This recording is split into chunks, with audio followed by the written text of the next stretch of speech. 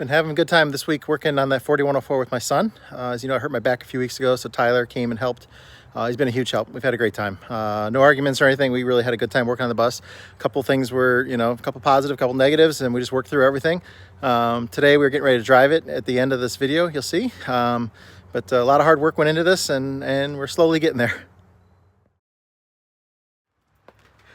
This video is sponsored by Surfshark. We'd like to thank them again for doing that, first of all.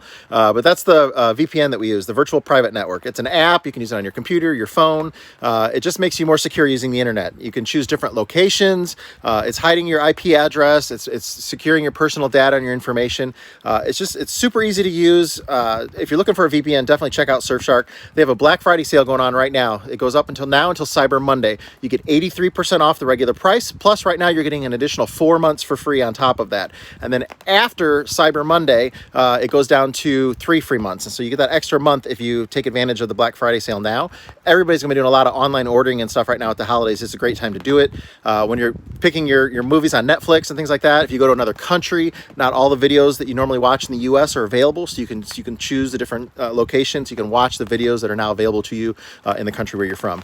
But we love it. It's great. You can use it on your phones, your computers, all that kind of tablets. Surfshark VPN. Thank you. When you're using the Surfshark app, you can select different locations, and some of the internet shopping that you might do over Black Friday weekend here or Cyber Monday, you might get different prices depending on what area you select from. So sometimes they charge different things. So you can select your location like Atlanta or Las Vegas, different areas like that, and see if you get different prices for some of the things you might be wanting to purchase online.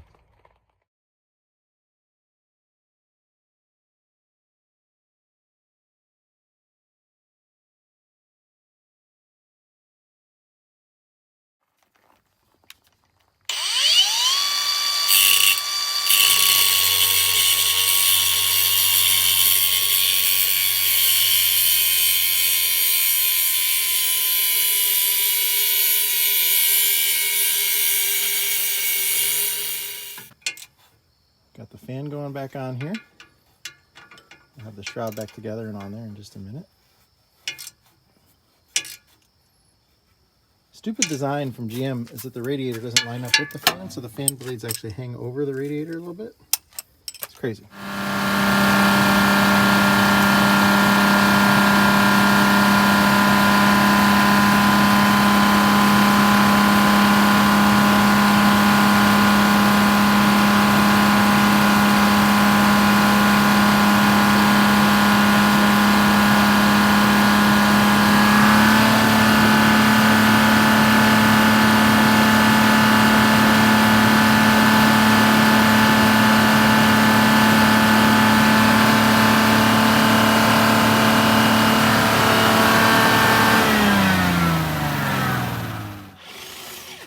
Need to take the tailpipes off of this one and move them over to this bus. This bus came with one, but it didn't come with two. And the one that's here is kind of damaged, so we're gonna see what we can do. But get those mounted up on there. We have the radiator on place, fans on. Getting ready to finish this up here. Oh, we replaced the broken mount on the bottom there. Got a new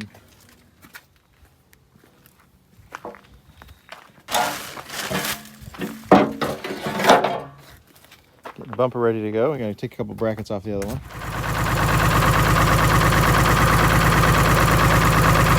It's definitely clearing up some. So when you get on it,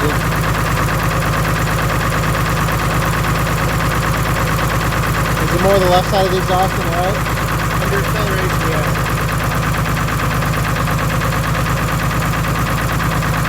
That was clever.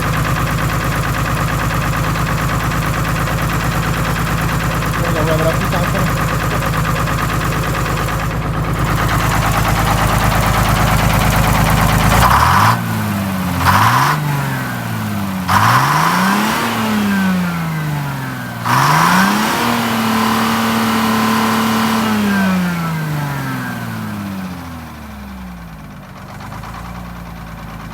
Cleared up a lot.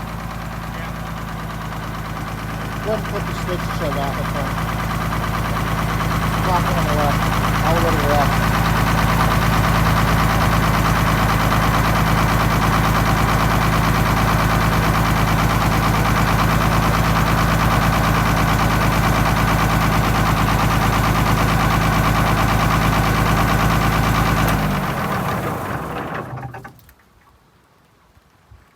That's cleared up a lot.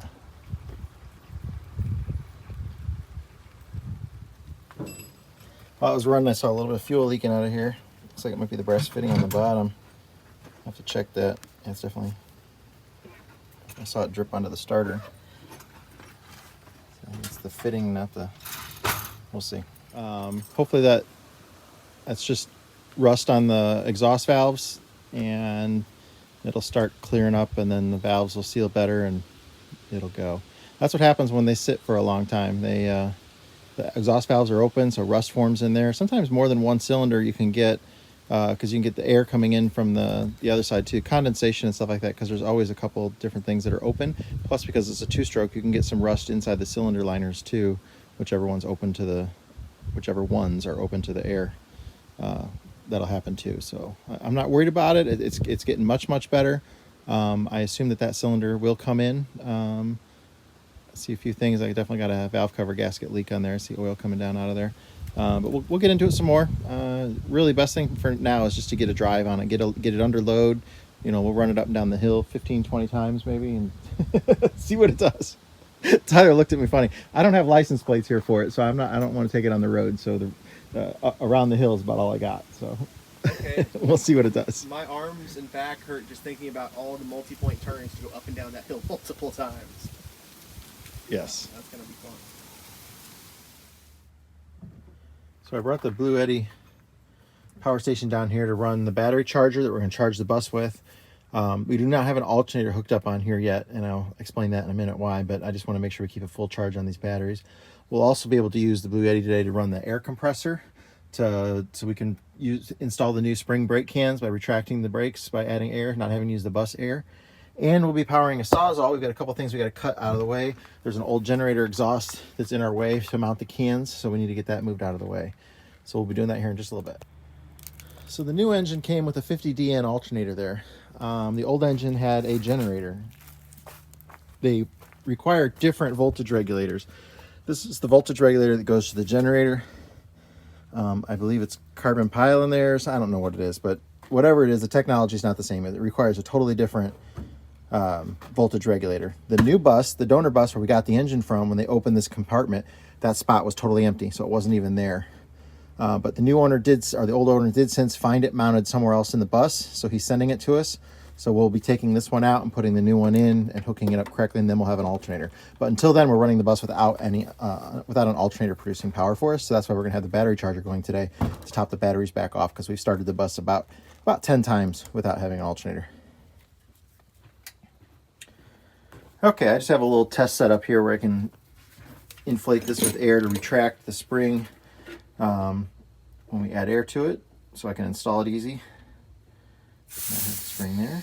There you see it goes back in. And then if I release it, I can go and unplug it. You see the brake going. If you remember, this had aluminum rims on the outer, and they had the steel. This is an inner lug nut for steel. It's a lot shorter, and then when you put the aluminum rim on it, only a few threads were engaged by the lug nuts. So we ordered the correct lug nuts here, the inners. You can see how much more thread there is. They're that much larger, so that you'll have plenty of lug nut to attach it to. Okay, the battery charger is charging the 12-volt battery. It's 81%. It's charging at 15 amps, and that is pulling out only 50 watts according to that. That seems low to me, but it is charging. We just pulled the left rear wheels on here. That inner was loose, and you can see there's like no thread. Yeah, it's smooth. But they're all stretched.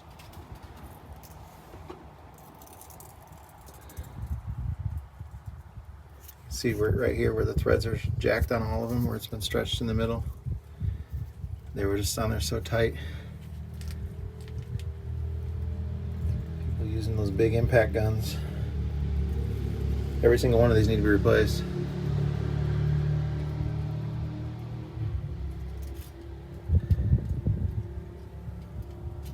Not to mention that it had the wrong inners on it, so it had the short, the threads weren't fully engaging on the outers either, but that's crazy. There's an airbag. with a little extra pooch.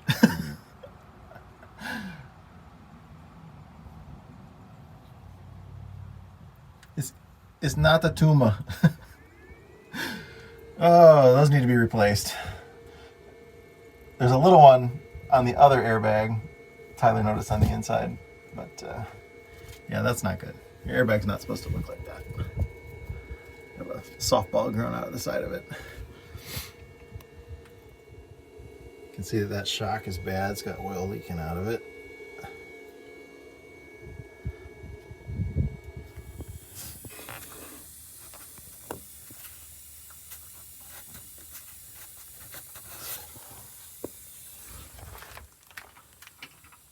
Okay, Tyler's in there mounting the spring brake chamber for the other side now.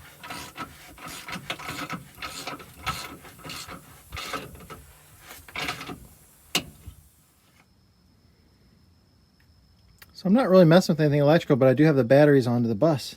And all of a sudden I get this whiff of hot, something burning. And I'm walking around, I can smell it in one place, smell it in another. Tyler can smell it. He comes by me, he can smell it. Something's hot, something's burning. We shut the batteries off to the bus, trying to figure out, man, we haven't messed with anything electrical today. What's going on? And then a few minutes later, I reach in my pocket and my flashlight was on in my pocket. And it burned a hole through the pocket of my sweatshirt, actually through both sides of it, inside and out. So by leaving the flashlight on, it was hot enough to actually melt, I guess it's polyester, my sweatshirt. But yeah, big holes burned in it. So it was me. We're walking around looking for the smell. What's burning? And it's me. So we're getting the oil bath serviced here.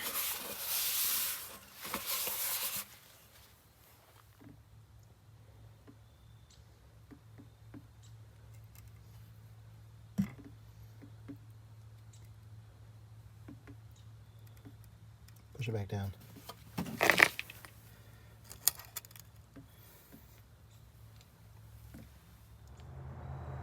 I did order all the parts, the rear studs and everything need to be replaced on that left side because they're all stripped. Every single one of them's got damage to it.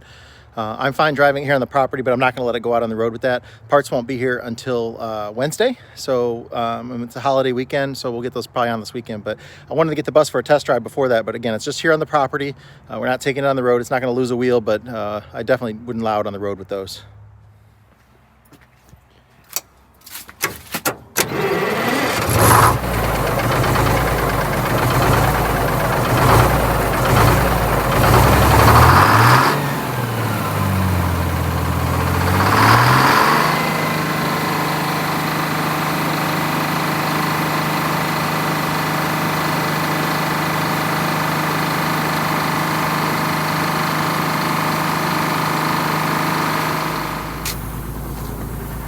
We got some kind of an air leak. I think like a pop-off valve or something is stuck open under the front end of the bus.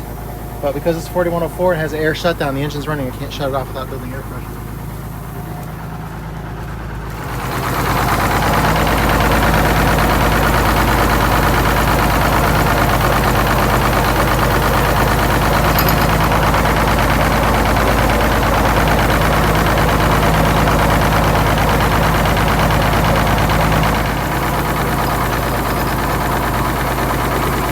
All the way off. There we go. I'll leave that off. Yeah, probably gonna need to. Well, we're done for the day. Sun's getting ready to set. It's just over the horizon right now, and it's cold. It's gonna be cold tonight. We got everything ready to drive that thing. And whatever that air leak is, I think it's the purge valve. There's an automatic purge valve up front. And I think it's stuck open. It's just dumping all the air to the system. Which is actually lucky that we just put spring brakes on it, because had I have drove it without the drive shaft brake, we would have lost all air and had no brakes. But yeah, I can't even shut it down because it takes air to shut down on there. It won't build anything. It's just dumping it out of there. But we were done for the day. We had it ready to move, so we had all the jacks and blocking out from under it. So we didn't feel like crawling back under there right now. We'll do it in the morning, figure out what's going on with that, and then hopefully be able to get it for a drive up the hill. It still smokes like crazy on a cold start, but after 5 minutes it warms up good and it barely smokes at all. We'll see how it does getting a load on it though. There is a slight haze that you can't see down in the Can you see it, Tyler? Yeah. The blue haze down there in the the holler. That would be from us.